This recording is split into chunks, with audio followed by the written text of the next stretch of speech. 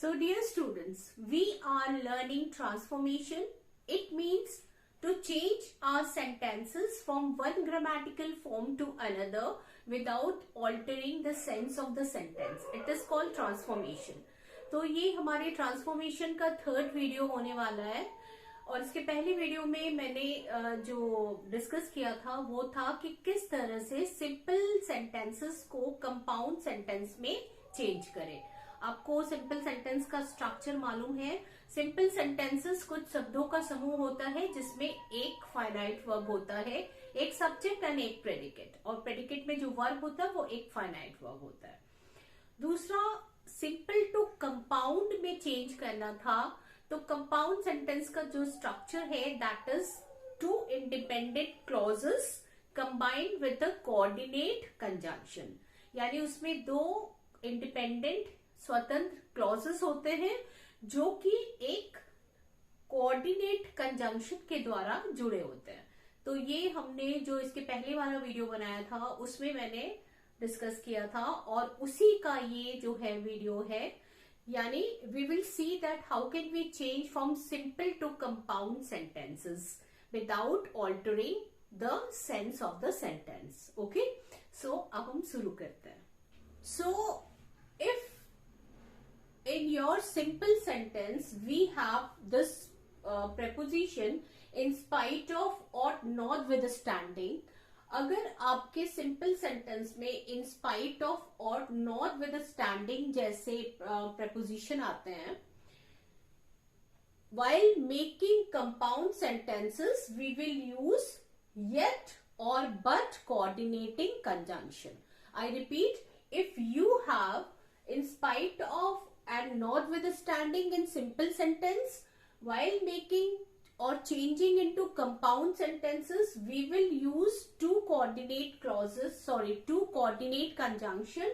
They are yet or but. Okay, now let us see how. Now I've written first sentence. मैंने पहला sentence लिखा हुआ है, in spite of his wealth he does not help anybody. Now you can see the rule in spite of his wealth. Okay, so as we know that this is the same rule as I told you, gerund or noun before preposition. So same here, it is a preposition and which has come just before this noun. Okay, so in spite of his wealth he does not help anybody. इस sentence में हमको क्या करना है कि हमें ये phrase वाला पार्ट बदलना है। In spite of his wealth, इसको हम फ्रेज क्यों बोल रहे हैं? Phrase is also a collection of some words और क्लॉज भी एक कलेक्शन ऑफ कुछ शब्दों का कलेक्शन होता है और फ्रेज भी कुछ शब्दों का कलेक्शन होता है। The differences are that in phrase we don't find any verbs, but clause में एक सब्जेक्ट और एक वर्ब होता है। ठीक है, तो जब हम इस सिंपल सेंटेंस को, this is called simple sentence because we have only one finite verb, in spite of his wealth he does not help anybody. ठीक है, डज नॉट हमारा डज जो है, this is only one finite verb we have in this sentence, so this is simple sentence. Now this sentence we need to change into compound sentence. So first what we'll do that, in spite of his wealth, this is called phrase, we need to change this much only, this part only. He does not help anybody, already we have this clause, हमारे पास एक clause पहले से है, सिर्फ हमको इस phrase को बदलना है। So what we'll do that, in spite of his wealth, let me come to this side. So what we'll do, first we know that we are talking about the subject he. So we will write he because we need to make a clause out of this phrase. इस phrase से हमें एक clause निकालना है जिसमें एक subject और एक वर्ब होना जरूरी है, क्योंकि आपको पता है कि एक क्लॉज में एक सब्जेक्ट और एक वर्ब जरूर रहता है और कंपाउंड सेंटेंस बनता है दो इंडिपेंडेंट क्लॉजेस को मिलाकर और बीच में एक कोऑर्डिनेटिंग कंजंक्शन होता है जो दोनों क्लॉजेस को जोड़ता है। तो एक ऑलरेडी हमारे पास क्लॉज है, he does not help anybody, है ना, इसको कुछ बदलने की जरूरत नहीं है। हमें सिर्फ इस फ्रेज को क्लॉज में बदलना है। तो क्या करना है, सबसे पहले हम बात किसकी हो रही है, we are talking about the subject he, so I have written he, ठीक है। Now we have this noun in spite of his wealth, this is proposition और उसके बाद ये एक नाउन आया है। तो मोस्टली क्या होता है कि जब भी आपके फ्रेज में इस तरह का एक नाउन आता है तो उसको 99% भी चेंज इनटू एडजेक्टिव, हम उसको एडजेक्टिव में बदल देते हैं। तो अब हम क्या करेंगे, वेल्थ नाउन है तो एडजेक्टिव क्या होगा उसका, वेल्दी, ठीक है, because we are talking about a person. तो यहाँ पे हम लिखेंगे वेल्दी। अब यहाँ पे हमने वेल्दी तो लिख लिया, रिटन वेल्दी, लेकिन एडजेक्टिव में जब चेंज हो जाता है तो उसके पहले बी फॉर्म के वर्ब आते हैं। बी फॉर्म का वर्ब क्या होता है, ये बी फॉर्म का वर्ब होता है जिसमें इज, एम, आर, वॉज, वर, ठीक है। तो हमें इसके पहले इस एडजेक्टिव को चेंज, नाउन को चेंज किया एडजेक्टिव में, और उसके पहले हमें एक बी फॉर्म का वर्ब लगाना है, इज, एम, आर, वॉज, वर। तो हमें कौन सा लगाना है, ही सिंगुलर है तो अब हमें देखना है कि इसमें इज लगेगा या वॉज लगेगा, क्योंकि सेंटेंस किस में है, पहले हमें ये सेकंड वाला क्लॉज देखना है, he does not help anybody. Sentence it is in present tense, okay. So sentence जब प्रेजेंट टेंस में है तो हम प्रेजेंट टेंस का वर्ब इज लेंगे, क्योंकि ही के साथ इज लगता है। सो यहाँ पे हम लिखेंगे ही इज वेल्दी, ये बन गया एक क्लॉज, ठीक है। He is wealthy, एक क्लॉज बन गया। And now what we'll do that we will write a conjunction yet or but, ठीक है। We can write both, yet भी लिख सकते हैं but भी लिख सकते हैं। He is wealthy yet, हमने yet लिखा, उसके बाद दूसरा वाला जो क्लॉज है उसी तरह हम लिख देंगे, he does not help anybody, okay। Now it has become a compound sentence। अब ये compound sentence बन चुका है, he is wealthy yet he does not help anybody। We have two independent clauses, he is wealthy, he does not help anybody, and these two independent clauses are combined with this conjunction. This is called coordinating conjunction, and now these two sentences jointly, now these two clauses jointly has become a compound sentences, okay। अब मैं थोड़ा सा repeat कर दूं फिर से, let me repeat it again in English। First, when we change from simple to compound sentences, we need to see few things which are important. If you have in spite of or notwithstanding in your sentence, in your simple sentence, while changing into compound sentences, we need to use yet and but coordinating conjunction, okay। So first, in spite of his wealth, he does not help anybody। Hindi meaning हुआ उसके पास धन होने के बावजूद वो किसी की मदद नहीं करता। Now what we'll do that, first this phrase we need to change this part only, because already we have one clause। So this part we have, in this part we have a noun wealth। First we need to change this noun into adjective, so it will become wealthy। So first we'll write the subject he, because we are talking about he, we'll write he, and then we will write adjective। And remember that whenever there is an adjective, always be form of the verb comes, is, am, are, was, were। So we will put a verb in front of it, adjective in front of this adjective। Now it has become a clause, he is wealthy yet he does not help anybody। Hindi में हो गया उसके पास धन होने के बावजूद वो किसी की मदद नहीं करता, और इसको जब हमने चेंज कर लिया कंपाउंड में तो हो गया वह धनी है फिर भी वो किसी की मदद नहीं करता, ठीक है। Now let's see another example. Now अब देखिए यहाँ पे, if you have, because of, due to, owing to, on account of, for plus abstract noun, it comes in your simple sentences. अगर आपके simple sentence में because of, due to, owing to, on account of या for के साथ abstract noun आए तो हम उसको कंपाउंड सेंटेंस बनाते समय सो या फॉर में चेंज करेंगे. यानी सो या फॉर कोऑर्डिनेटिंग कंजंक्शन का यूज करेंगे. Let me repeat it. If you have because of, due to, owing to, on account of, for plus abstract noun. Now for plus abstract noun कैसे होगा?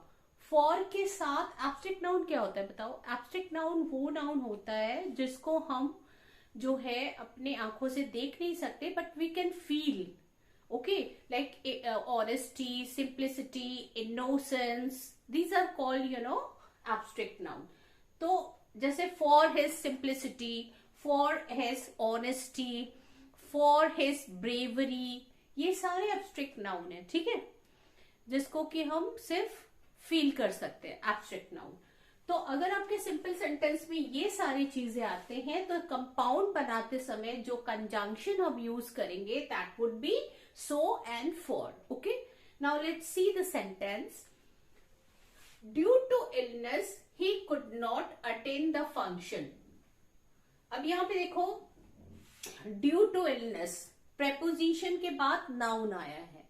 ठीक है, due to illness, he could not. अब यहाँ पे due to की जगह instead of due to you can use because of his illness.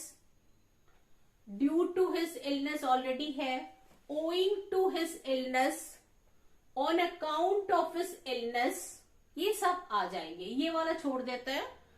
for abstract noun का भी हम आपको बताएंगे. we can use all these preposition over here. so because of his illness, due to his illness, owing to his illness, on account of his illness, he could not attend the function, या he could not attend the seminar, or he could not attend the party, or he could not attend the meeting. जो भी आप कह लें, whatever you say. okay, so यहाँ पे कोई भी ये जो है preposition आप लगा सकते हैं. so due to illness, अभी मैंने due to वाला लिया है, ये सब इसमें आ सकते हैं. सिर्फ फॉर प्लस एब्स्ट्रैक्ट नाउन को छोड़ देते हैं. ठीक है, नाउ मैं आपको समझाती हूँ ताकि आप एक एक चीज को अच्छे से समझ जाएं. अब इसमें रूल क्या है कि ड्यू टू इलनेस ये एक फ्रेज है because there is no verb in it. इसमें कोई वर्ब नहीं है. कुछ शब्दों का समूह जिसमें वर्ब नहीं होता उसको फ्रेज कहते हैं. सो ड्यू टू इलनेस है तो ये प्रेपोजिशन और ये नाउन है ना. प्रेपोजिशन और नाउन साथ में मिलके एक फ्रेज बना हुआ है जिसमें कि वर्ब नहीं है. He could not attend the function, seminar या पार्टी. चलो फंक्शन ले लेते हैं. So he could not attend the function में हमारे पास सब्जेक्ट भी है, वर्ब भी है, तो उसको हमें चेंज करने की जरूरत नहीं है. We don't need to change this part. Okay, we need to change only this part, due to illness. So what will do first, there is a noun. एक नाउन है इसमें. इस नाउन को we will change into adjective. हमें इसको adjective में बदलना है सबसे पहले. तो लेकिन सबसे पहले जब हम क्लॉज शुरू करेंगे, क्योंकि ड्यू टू इलनेस एक फ्रेज है, इसको हमें एक क्लॉज बनाना है. क्लॉज बनाने के लिए आपको एक सब्जेक्ट और एक वर्ब की जरूरत पड़ती है. तो सब्जेक्ट क्या है? He. First will write he. Okay, then we will change this noun illness to an adjective. So ill हो जाएगा. इलनेस का इल होता है ना बीमार, बीमारी और बीमार है ना. इलनेस हो गई बीमारी, इल हो गया बीमार. अब यहाँ पे जब एडजेक्टिव में हमने बदल दिया, we need an be verb चाहिए हमको एक. Is, am, are, was, were इसके सामने आने के लिए. अब आपको क्या चाहिए? ही के साथ सिंगुलर है, प्लूरल होता तो हम आर या वर लगा सकते थे. लेकिन पहले हमें देखना है कि सेंटेंस जो है, मतलब जो बाद वाला सेंटेंस, जो क्लॉज है, वो किस टेंस में है. He could not it shows that it is in past tense है ना. तो यहाँ पे वॉज लगेगा. ही के साथ वॉज, ही के साथ हम लगाएंगे वॉज. ही वॉज इल. अगर यहाँ पे प्लूरल होता तो हम लगाते आर, आई होता तो am. He was ill, it has become a clause now because subject verb सब कुछ है हमारे पास. नाउ वी नीड a coordinating conjunction. He was ill, so अब हमने यहाँ पे so लगाया इसको, ठीक है. so लगाने के बाद we have added the next part. इस पार्ट को हम वैसे ही लिख देंगे. he was ill, so he could not attend the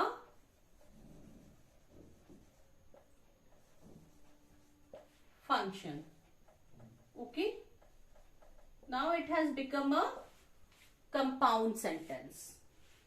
These are two independent clauses combined with this coordinating conjunction. It has become compound sentence.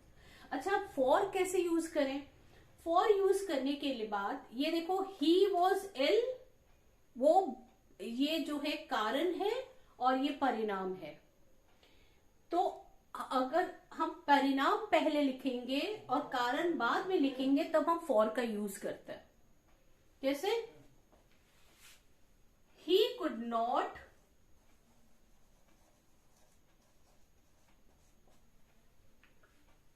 attend the meeting या function. he could not attend the function for, now we will use for. यहां तक हमारा video आ रहा है कि नहीं पता नहीं. he could not attend the function for he was ill. okay, for means क्योंकि. देखो बेटा, for के बाद अगर आपका एक नाउन होता है तो वो प्रपोजिशन का काम करता है. यानी for प्रपोजिशन का काम तब करेगा जब उसके बाद कोई नाउन हो. लेकिन यहाँ पे एक क्योंकि यानी एक किसका काम कर रहा है? यहाँ पे एक कंजंक्शन का काम कर रहा है, जोड़ने के लिए दो क्लॉजेस को. So he could not attend the function for he was ill. Okay, तो ये हो गया आपका सेंटेंस ट्रांसफॉर्मेशन. नाउ कभी कभी क्या होता है, sometimes we see that every noun can not be made adjective. हर कोई नाउन एडजेक्टिव नहीं बन सकता. भाई आप वेल्दी को वेल्थ को वेल्दी बना सकते हैं, इलनेस को इल बना सकते हैं, लेकिन हर किसी नाउन को आप एडजेक्टिव नहीं बना सकते. जैसे अगर हमने एक सेंटेंस लिखा कि, अब यहां पे मैंने लिखा कि owing to या due to same meaning. owing to COVID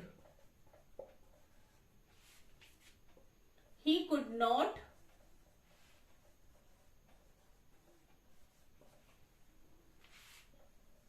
attend the party या attend a meeting. ठीक है, अब इसमें क्या करेंगे हम? owing to COVID he could not attend the meeting. COVID is noun. okay, owing to COVID he could not attend. this is a simple sentence जिसमें एक finite verb है could not. ठीक है, could आपका simple sentence, एक finite verb है और ये बना. तो लेकिन यहाँ पे जो COVID है इसको तो हम adjective नहीं बना पाएंगे ना. तो हम क्या करेंगे? owing to COVID, और हमें इसी पार्ट को चेंज करना है, इस फ्रेज को हमको चेंज करना है. बिकॉज अलग वाला part we have subject and verb both, so इसको हमें चेंज नहीं करना. इस पार्ट को we need to change. What should we do? owing to COVID, so what we are talking about he. okay, so he हमने लिख दिया. okay, then owing to COVID he could not attend the party. so अब he was COVID तो हम नहीं लिख सकते, वो कोविड था. वो कोविड था नहीं, उसे कोविड था, है ना, उसे कोविड था. तो सेंटेंस के अकॉर्डिंगली आपका हैड आ जाएगा. ही हैड क्यों लगा रहे? क्योंकि पास्ट टेंस में है, तो इसको प्रेजेंट पास्ट परफेक्ट बना दे रहे. ही हैड कोविड, उसे कोविड था. भाई हम क्या करते, जब कहते हैं कि उसे कोविड था तो हम ही हैड कोविड ही लगाते हैं ना, या he was suffering from Covid तो नहीं लगा सकते हम यहाँ पे. सो ही हैड कोविड, सो अब दूसरा वाला सेंटेंस ऐसे ही जोड़ देंगे. He could not attend the meeting.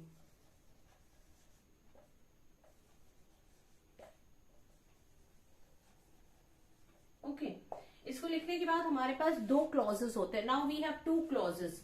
He had COVID, he could not attend the meeting. Okay, so there is one coordinating conjunction so. तो इसको फॉर भी हम लगा सकते हैं. फॉर हम कैसे लगाएंगे कि जब हम पहले हम कारण दिखा रहे हैं फिर परिणाम दिखा रहे हैं. First we are showing the reason and then result. So if we show the result first and then reason, so we will need to use for it.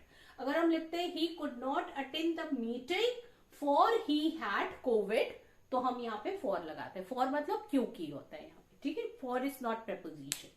Let's see another example. अब यहाँ पे हमने second example लिखा है for plus abstract noun. For his simplicity, for her honesty, for her bravery, है ना, for her so many things, कोई भी नाउन आ सकता है. यानी for plus abstract noun. अगर इस तरह का कोई भी सिंपल सेंटेंस में आपका आता है जिसमें for plus abstract noun हो, तो उसको कंपाउंड में चेंज करते समय हम क्या करते हैं, for and show का यूज करते हैं. for and so का यूज करते हैं. ओके, सो अब देखो for and so इसके पहले इसमें भी यूज करे थे और इसमें भी हम यूज करेंगे. He was praised for his simplicity. Okay, मैंने एक और एग्जाम्पल लिखा for his honesty. Okay, so he was praised, उसकी प्रशंसा की गई. Now the sentence passive voice में, ध्यान दो.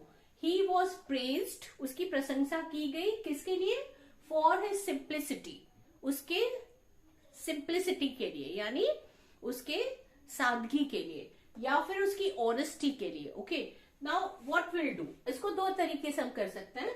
पहले हम he was praised को ऐसे ही लिख देंगे, he was praised. एक क्लॉज बन गया है, भले ये पैसिव वॉइस पे है लेकिन but still it is a clause because we have subject verb. Okay, so he was praised. Now will write for. Okay, already हमारे पास फॉर इज सिंप्लिसिटी है, लेकिन यहां पे जो फॉर है वो अलग है. उसके तुरंत बाद देखो नाउन आ रहा है फॉर हिज सिंप्लिसिटी, तो ये यहाँ पे प्रेपोजिशन का काम कर रहा है. लेकिन ही वॉज प्रेज्ड प्रेपोजिशन नाउन के पहले है. आपको पता है कि प्रेपोजिशन के तुरंत बाद नाउन आता है. यहाँ पे जो फॉर है दैट इज प्रेपोजिशन, लेकिन यहाँ पे जो फॉर है दैट इज कंजंक्शन. ओके, ये जोड़ने का काम करेगा टू क्लॉजेस को. It will work as a clause to combine two clauses. It will work as a conjunction to add two clauses. He was praised, हमने ऐसे लिख दिया for. अब क्या है, for किस लिए, अब इसलिए अब यहाँ पे जो हम his simplicity जो है या his honesty जो है, इससे हमें को एक क्लॉज बनाना है. तो किसकी बात हो रही है, ही की, तो यहाँ पे ही करेंगे हम. his की जगह हमने ही किया. he was praised for he. अब यहाँ पे जो है,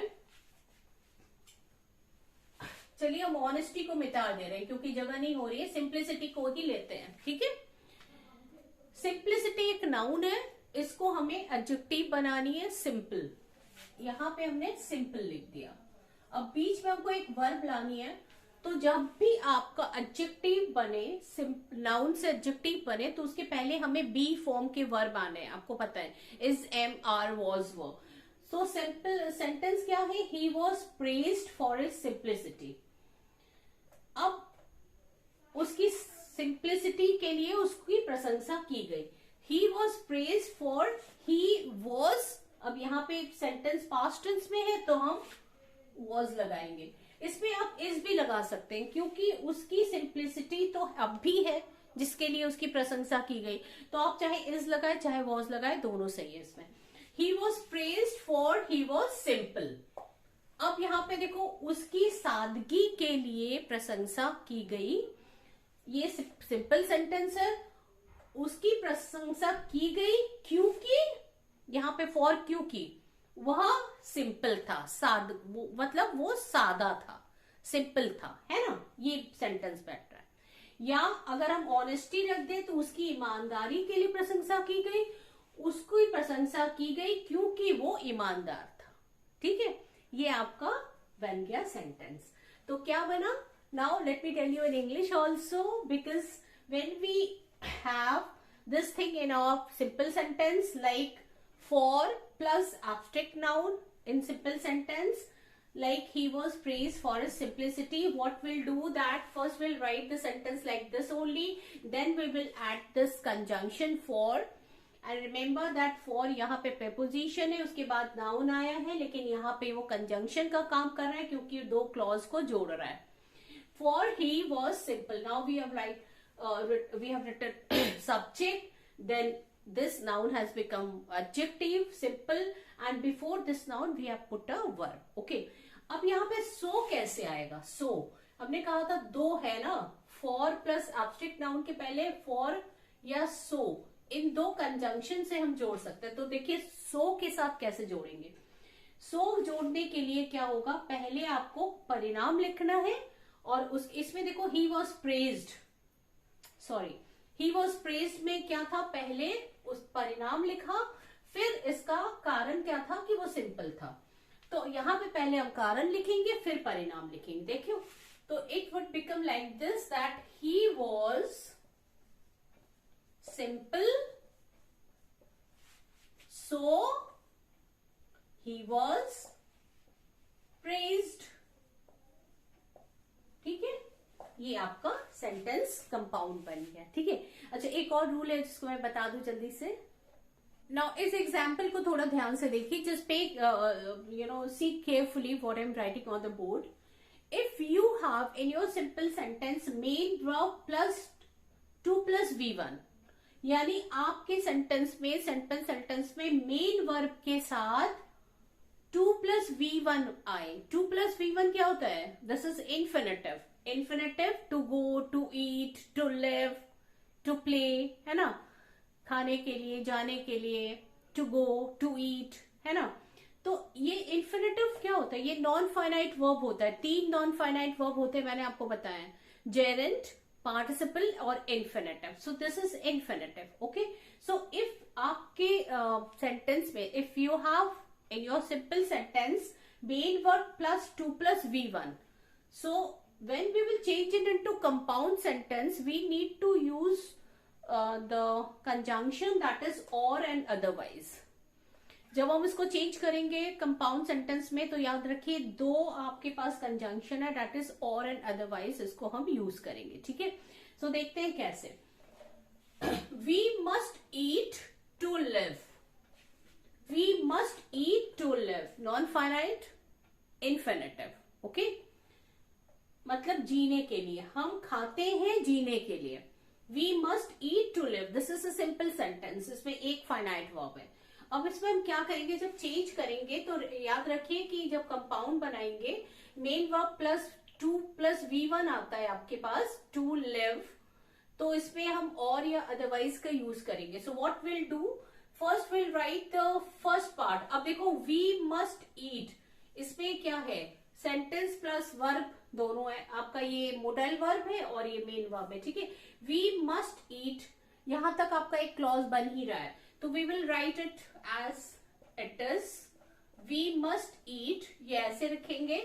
अब उसके बाद और या अदरवाइज हम जोड़ेंगे. और भी लिख सकते हैं, अदरवाइज भी लिख सकते हैं. ओके. We must eat, और अब हमें क्या करना है, to live जो है इसको हम एक और क्लॉज बनाना है. So what we'll do, we must eat, और हम क्लॉज बनाने के लिए we need a subject. So किसकी बात हो रही है, we की. We must eat और we. रिमेंबर, एक चीज याद रखिए, जब भी आपका और एंड अदरवाइज आता है तो यहाँ पे हमेशा सब्जेक्ट के बाद जो वर्ब आएगा वो विल आता है. ओके. तो वी मस्ट ईट और वी विल लिव जो लिखा है उसके पहले हम नॉट लगा के नॉट लिव लिख देंगे. तो वी मस्ट ईट और वी विल नॉट लिव, या वी मस्ट ईट और या otherwise we will not live की जगह आप डाई भी लिख सकते हैं. तो ये हो गया, हमें we must eat to live, हमें जीने के लिए खाना चाहिए. इस टू लिव को हमने बनाया, सबसे पहले हमने एक सब्जेक्ट लिया, उसके बाद जो है सब्जेक्ट के बाद आपका यहाँ पे एक वर्ब आएगा, वर्ब हमेशा और या अदरवाइज के बाद विल आता है, ठीक है। और उसके बाद आपका मेन वर्ब आएगा, तो उसके लिए हमें इसके पहले नॉट लगाना पड़ेगा मीनिंग डालने के लिए। वी मस्ट ईट, इसका मतलब है अगर हम ये काम जो है हम करेंगे नहीं तो अन्यथा हम ये काम हमारा नहीं होगा, यानी अगर हम जीना चाहते हैं तो हमें खाना पड़ेगा। सो वी मस्ट ईट और वी विल नॉट लिव, या फिर हम अन्यथा हम नहीं जिएंगे, ये वाला सेंस आ रहा है, ठीक है। सो वी मस्ट ईट और वी विल नॉट लिव, या वी मस्ट ईट और वी विल डाई, ठीक है। सो होप आपको जो है ये ट्रांसफॉर्मेशन पूरी तरह समझ में आ गया है, जिसमें हम सिंपल से कंपाउंड सेंटेंस में चेंज करते हैं। हमारा पार्ट 4 ट्रांसफॉर्मेशन में हम देखेंगे कि कैसे हम कंपाउंड सेंटेंसेस से सिंपल सेंटेंस में चेंज करते हैं, ठीक है।